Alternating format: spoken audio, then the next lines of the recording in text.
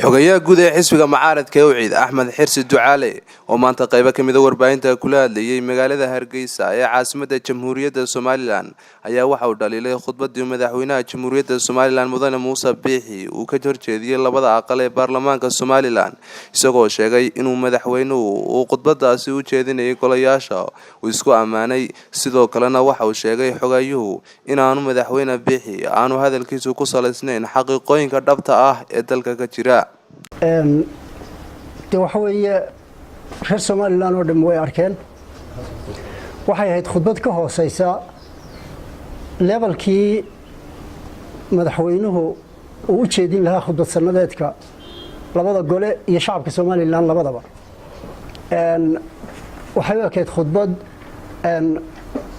u badan khudbadii golaha fulka ahaa ee uu madaxweynuhu lagu yiqiinay marka waxaan oran karaa khudbadaasu waxay ahayd khudbad in badan oo laga filayay madaxweynuhu inuu ka waramo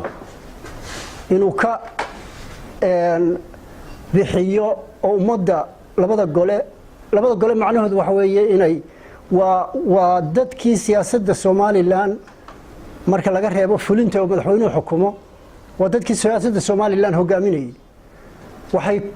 warbixinta la siiyaa macnaynaysa go'aan qaadashada iyo talada ka soo baxaysa golayaasha marka waxa la rabay warbixin inta ka faahfaahsan annaguna aanu filaynay warbixin inta ka qoto dheer inuu madaxweynuhu uu jeedin doono waxaan aaminsanahay madaxweynuhu nin waliba wuxuu leeyahay team diyaariya khudbadihiisa iyo ilaa khudbad sanadeed khudbad maaha maalin iyo laba lagu soo koobayo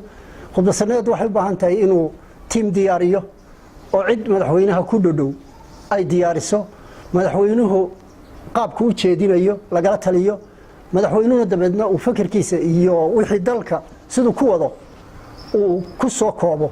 Abubakar Farxaan Cabdiraxmaan Rooble Abubakar Abka wararka Raya TV